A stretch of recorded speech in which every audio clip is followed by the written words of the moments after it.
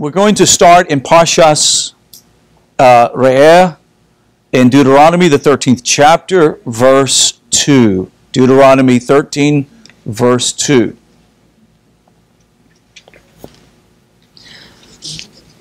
If there should stand up in your midst a prophet or a dreamer of dreams, and he will produce to you a sign or a wonder, and the sign or a wonder comes about, of which he spoke to you, saying, let us follow gods of others that you did not know, and we shall worship them.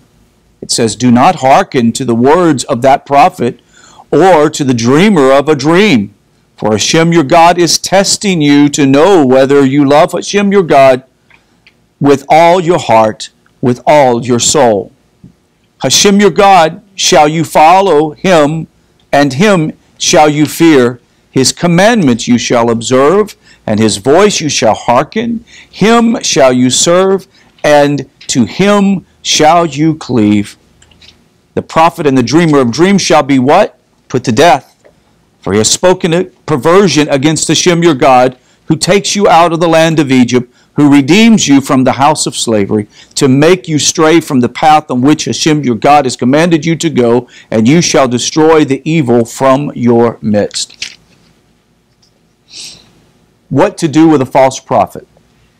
First of all, we have to know how to identify a false prophet. Right? Does a false prophet always say false things? No. As a matter of fact, we know that Balaam stood as a prophet from the nations to prophesy against Israel, and he said very affirming things. Yet at the same time, he primed the pump for destruction that would come upon Israel when the sons of Israel slept with the daughters of the Canaanite people, right? So how do we identify a false prophet? A false prophet is one who is going to cause you to be diverted from what Hashem's instructions say, very clearly. This is what Hashem says, and this is what a false prophet says. And if a false prophet even comes, according to the words of Moshe, comes with signs and wonders, what are you supposed to do with them? Ignore them. Don't follow them. And that false prophet is to, even in the midst of Israel's time in the land, they were to put that false prophet to death if he were to try to lead people astray. I find it interesting that that many world religions are based upon the dream of a man, the word of wisdom of a man that says, come and follow me and I'll show you other gods, or I'll show you the true God. And if anyone comes to you or I and says, I will show you who the true God is, but that message of the true God is opposite from the Torah, they are a false prophet, even if they make and do signs and wonders. Major religions in the world are based solely on signs and wonders. As a matter of fact, that's how they prove that they have truth. By what? Signs and wonders. They show great miracles. And people say it has to be true. They must have truth because they have miracles. And here God says very clearly through the voice of Moshe, no, miracles is not the proof. Rabbi Tovia Singer had someone stand up in one of his lectures in Jerusalem actually about 6 months ago. And he was seemed to be a very articulate Muslim, former Muslim, who had an epiphany, had a miraculous event in which he said Jesus appeared to him and told him that he was God and that he should follow him, etc. And the young man was very emotionally moved by the whole incident. And I was curious of how Rabbi Singer was going to actually articulate and and bring wisdom to this young man without offending him. And as he normally does, with great wisdom, he turns to this text here. And he explained to the young man that the people of God, the Jew was never asked to follow because of signs and wonders, but follow because God says no. And to know God is to know the truth. In spite of signs, miracles, and wonders, there is a truth that can anchor us, and we can know what the truth is. And so there he tells this young man, and helps the young man to understand, that to base a miracle on a sign or a wonder is counter to what Hashem says to his people. And he points out that there are many people throughout the nations, Hindus, Buddhists. Who's ever heard of the guy by the name of the Buddha boy? Anybody heard of Buddha boy? No? You've never heard of Buddha boy? No. There's a young man in India that has supposedly fasted for 6 months or something like that, not eating or drinking for 6 months, sits in a crevice of a tree out in the jungle, and many thousands of people come to visit him and want to see this great holy man who has done this miraculous feat of not eating or drinking. And he literally sits in a sort of a comatose meditative state in which he tunes everything out, and he can get in touch with the deepest part of the metaphysical world, and he's considered a holy man. Does that prove that he is anchored in the knowledge of one God? No. You understand? So even if a person can do great miracles, we are not to use miracles as the test for truth. It doesn't mean that miracles don't happen. We're not saying that miracles can't happen. As a matter of fact, signs and wonders are really for a generation that's more perverse than they are righteous. Because what we're looking for is the knowledge of God. And so in this story, in this dialogue, he says very clearly, let us follow gods of others that you did not know, and we shall worship them. Do not hearken to the words of the prophet or the dreamer of dreams, for Hashem your God is what? Do you know why Islam and Christianity and Hinduism and Buddhism and what else? Zoroastrianism or whatever. Why all these came about? Hare Krishna, yeah. Why did they all come? To test Israel. To test every man. Test every man, but specifically to test Israel. Cool. Test the soul of man, to test the metal. Now, let me say this. People get what they want. Okay, let me say it again. People get what they want. Large auditoriums are filled in this country with people going to see a spiritual guru who promises them great wealth and prosperity if they do everything according to the way they do it. As a matter of fact, if you buy all of that person's books and you write in with these special requests with $100 bills in it, that one day you can have, the great wealth that this person has. Why are they going? They're going out of their own ego and greed. They're motivated by the same thing that clergyman is motivated by, right? And people ultimately are led astray by their own evil inclination. They're led astray by their own desire. And that is why Rabbi Nachman talks about the need for one to empty himself and herself of their own selfish passions and desire, to take upon themselves the yoke of heaven, to somehow begin to carve out a space within themselves so that the light of Hashem can fill it. The problem is that most people in the world that we live in, most people in the world that we live around, are so consumed with themselves that religion really becomes a vehicle to fulfill their own selfish needs. What is different between Judaism and Torah Judaism and what we find in the world religions? What would you think the major difference would be? Major difference would be is that God selected a people, and that people walk in responsibility to Hashem to be a light to the nations, so that those who are in darkness and in their idolatry can find the light and ultimately find the reality and the truth of the universal God of all mankind. That is what Judaism's responsibility, and it's not about an epiphany. Judaism is not about a religious experience. It's not about finding themselves in a place of religious euphoria.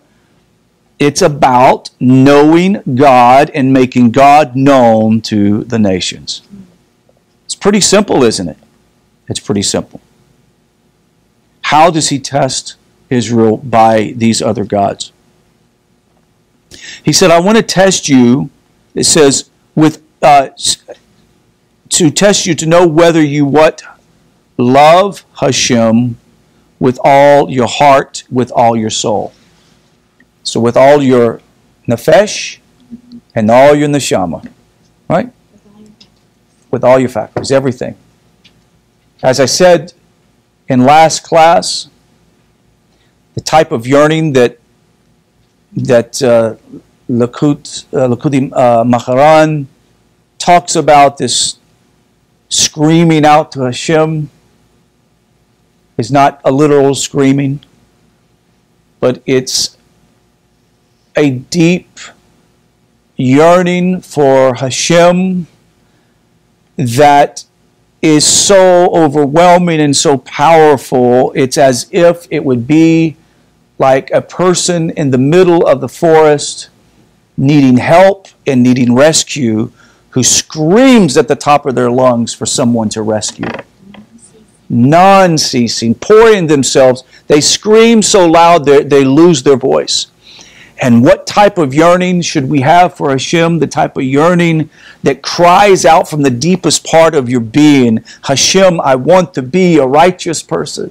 I want to be a holy man or a woman. I want you to fill me with your wisdom and your knowledge, and I want to know you. I want to know you more than anything in the world, more than I want bread itself. I want to know you. More than I want to have knowledge of the wisdom of man, I want to know you more than anything. And so the test that we have is a test to ask ourselves, how much do we really love Hashem?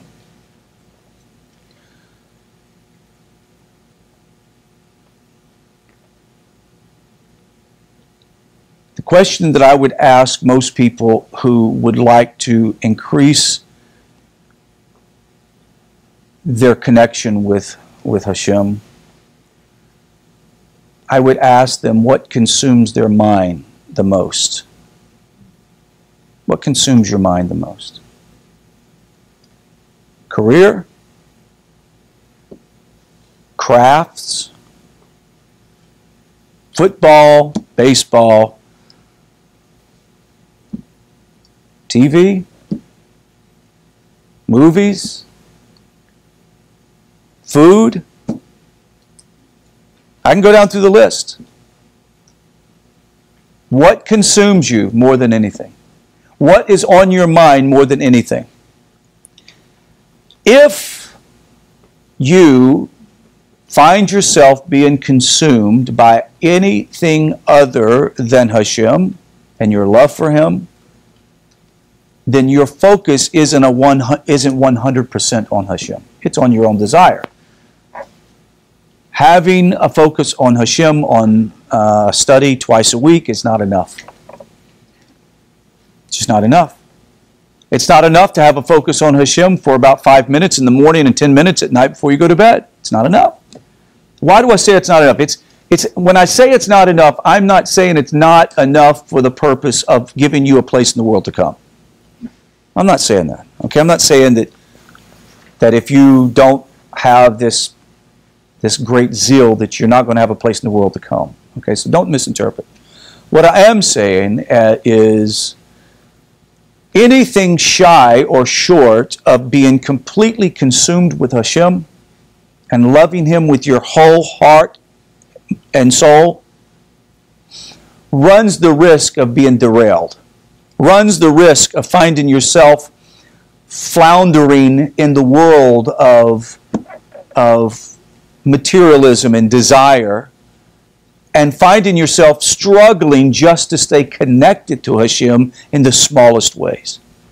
I know people that are very involved in their careers and business and whatever they do, yet they are as equally as passionate about Hashem. It's very possible. But for some of us, it has to be 100% commitment. And if it's not, then it's almost impossible to divide your time. Do you guys remember, many of you guys have had children, they're already grown. Do you remember your relationship with your spouse, how it changed when you had all these little rugrats running around, occupying your time? And you thought, one day, the children will be gone and we'll actually be able to have a relationship again. You remember that? Why was that? Because that's just life itself, right? It's just a fact. It doesn't mean that you weren't great lovers and partners and friends. It's just now you have children and it diverts your attention. My thinking is this.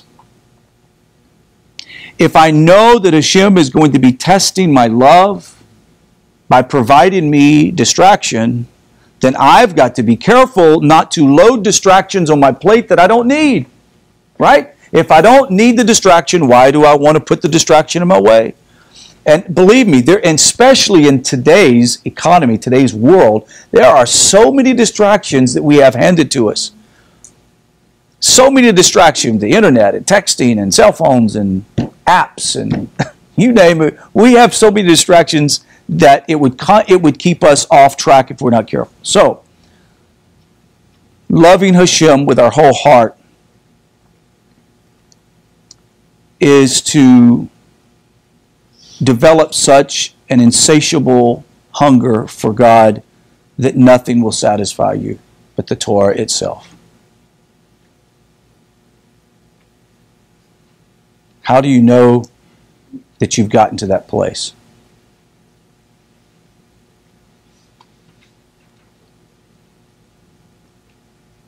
I often will talk to people who are fitness gurus, they love to work out. And if they don't get up in the morning and run their traditional 4 or 5 miles and go work out the gym and pump iron, they say within 2 days they feel the difference. My son, who is a very athletic young man, runs a lot because the Army requires him to run a lot, and he will come to visit. And even when he's at the house, he gets up in the morning and runs, just runs. Now, I think it's a bit mental, but that's all right. But why does he do that? Because he realizes that if he doesn't stay focused, that when it's time for him to be tested, he runs the risk of failing the test, the physical test. We cannot afford to not pass the test. We can't afford it. We're always going to be tested. How do we find ourselves optimum in our performance? Is to stay constantly engaged in the study of Torah. We live in a modern society where you don't have to go to yeshiva to study Torah. You don't have to go to yeshiva.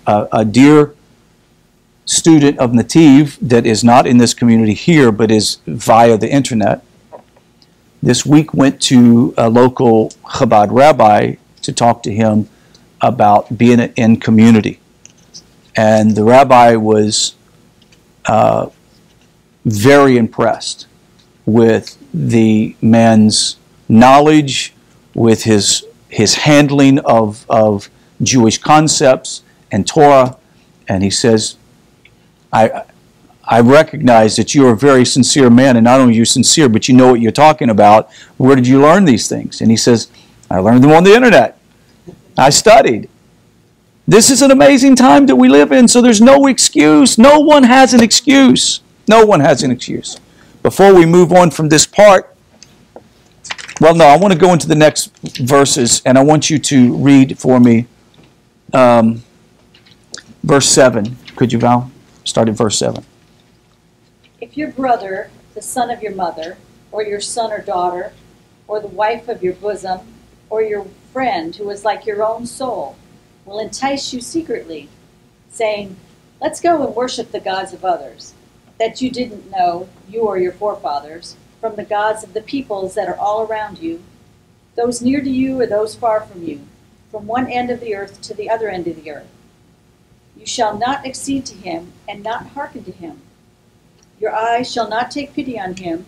You shall not be compassionate nor conceal him. Rather, you shall surely kill him. Your hand shall be the first against him to kill him, and the hand of the entire people afterward. You shall pelt him with stones, and he shall die. For he sought to make you stray from near Hashem your God, who takes you out of Egypt from the house of slavery. Okay. Why do we not stone people today? We're not in the land. We're not in the land. Number 2, we don't have a Sanhedrin. Number 3, we don't have a Beit HaMikdash. We don't have a temple, right? We don't have Mashiach ruling. So you can't stone anybody. So I know some people might got disappointed. I had somebody write on our NETIV Facebook page Sunday. For the life of me, I don't understand why anyone would want to participate with NETIV, because making a statement that we were anti this and anti that. I didn't respond because I just wasn't going to dignify it. And Dr. Miller and I were just talking before the class, and I think I've expressed it to you guys this way. Many people have wondered why I have taken such a great leap away from where I was. And why have I run so headstrong toward Torah Judaism? The reason why that I have done that is not because of the persuasion of men, but because of the persuasion of Hashem. The reason why that I have done this is because I love Hashem with my whole heart. The reason why that I do this is because I fear Hashem more than I fear the opinions of man. No one makes the decision to do and to follow Hashem that doesn't cost you everything. No one makes that decision flippantly. No one makes that decision half-heartedly. Anybody who would approach and do what many of you have done, to embrace Judaism and to embrace Torah life as a B'nai Noach, whatever, you do it at such peril to your life, at such peril, that you need to get your head, checked to make sure that you have your senses about you, because there's such a great risk in what I tell people who are on the other side of the fence. Do you think that I would do this because of some fetish about religion? Do you think I'm doing this just because I want to wear kippot and tzitzit? Do you think I'm doing this just because I want to, sing Hebrew songs? No, I'm doing this because of Kadush Hashem, for the holiness of God. I do this because I love Hashem with my whole heart, and to do anything less than everything that I can to please our Abba, he's no longer, to remember this, he's no longer the king. He is now our Adonai, our Adoni. He is our master. There's a difference. See, if someone is my master, I want to go above and beyond the call of duty to take care of them. Above and beyond the call of duty. To love my master. And so why do we do what we do? It's because we love Hashem. Now there are some fringe benefits, aren't there? But we don't do it for the fringe benefits, do we? We don't do it because we're trying to get points from Hashem. As a matter of fact, chapter 16, I think, in Path of the Just, the Ramchal talks about an individual who truly loves Hashem with their whole heart, who desires to please Hashem, will literally live their life for this one purpose, and that is to please Hashem, not for not for reward, not for prosperity, not for reward in the world to come, not even for reward here. We simply do it because Hashem is God. He is King of the universe, and He is my master. And I do it because He is my master. Very simple. And what we all desire to do as people that love God is to simply do what we do because He's God. Why do we believe that He is one? Because He said He is one. Why do we believe that He has one Torah? Because He said He has one Torah. Right? So that's why we do it. So next, he goes on. He said, all Israel shall what? Hear and fear, and they shall not again do such an evil thing in their midst. This is if you take action against the person that is trying to persuade you to follow other gods. Lawless men have emerged from our midst, and they have caused the dwellers of their city to go astray, saying, let us go worship the gods of others that you have not known. You shall seek out and investigate it, inquire well, and behold, it is true, the word is correct. This abomination was committed in your midst. You shall surely smite the inhabitants of that city at the edge of the sword, lay it to waste, everything that is in it, its animals, and at the edge of the sword. You shall gather together all its booty in the midst of the open square. You shall burn in fire completely the city and all of its booty to Hashem your God, and it shall be an eternal heap. It shall not be rebuilt. No part of the banned property may adhere to your hand, so that Hashem will turn back from His burning wrath. He will give you mercy and be merciful to you and multiply you as He swore to your fathers. When you hearken to the voice of Hashem your God to observe His commandments that I command you today, to do what is right in the eyes of Hashem your God.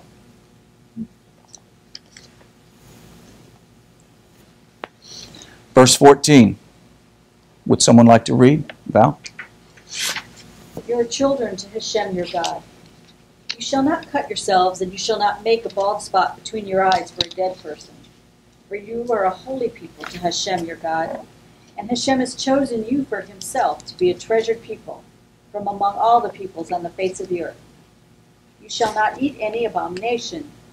These are the animals that you may eat: the ox, sheep, and goat, the hart, deer, and the yakmer, the echo, dishon, the teo, and the zamer, and every animal that has a split hoof, which is completely separated in two hoofs, that brings up its cud among animals. It may you eat.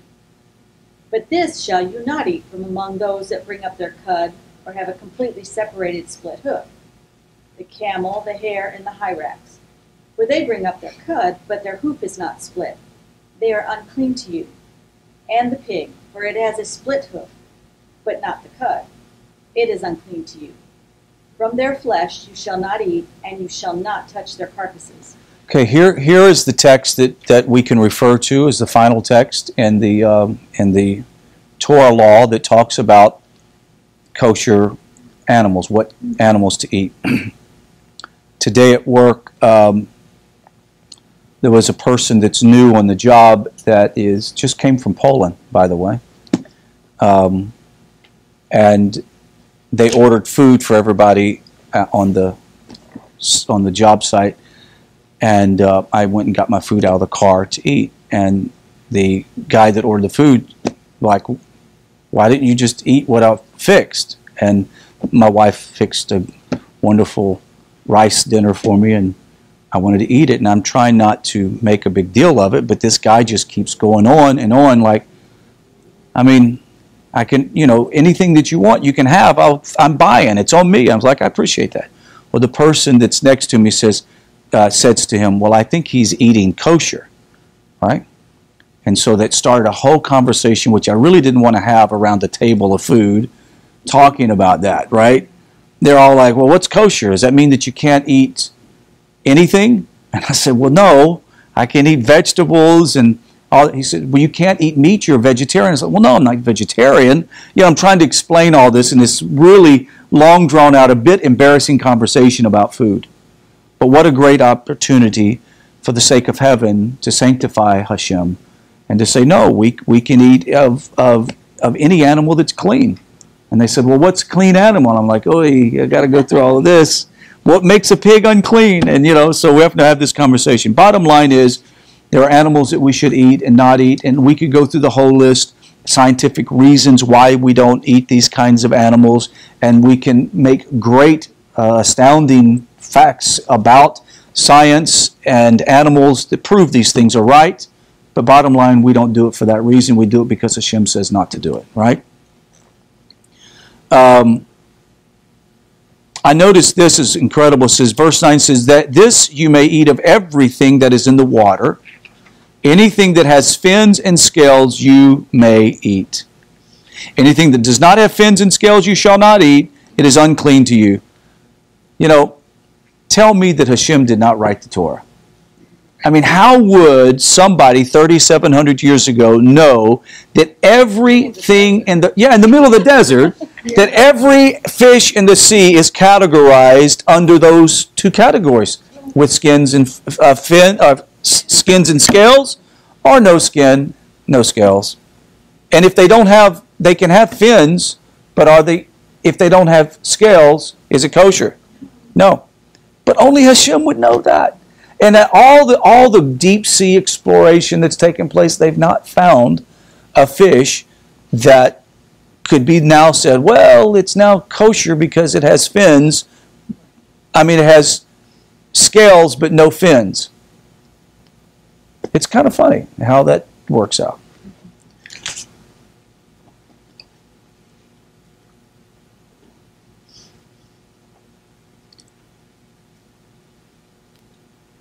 Verse 21, you shall not eat any carcass to the stranger who is in your city. You shall give it that he may eat it and sell it to a Gentile, for you are holy people to God your God. Now, what is to eat any carcass? It means it's something that is roadkill, basically.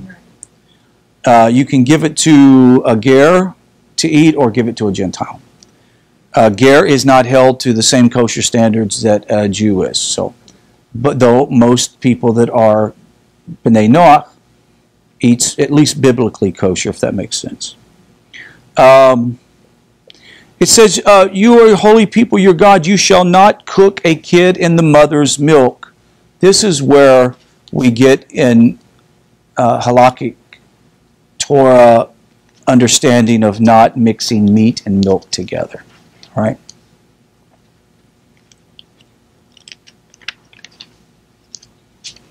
Trying to look through and see if there's anything else we can cover before we close out this evening.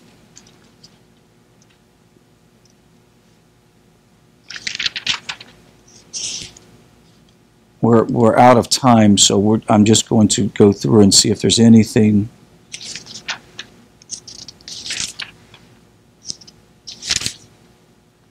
Okay, let's go ahead and wrap up the class for today. And if you have any questions or answers or comments, now would be the time to do that. Anybody have any questions? Yes, ma'am.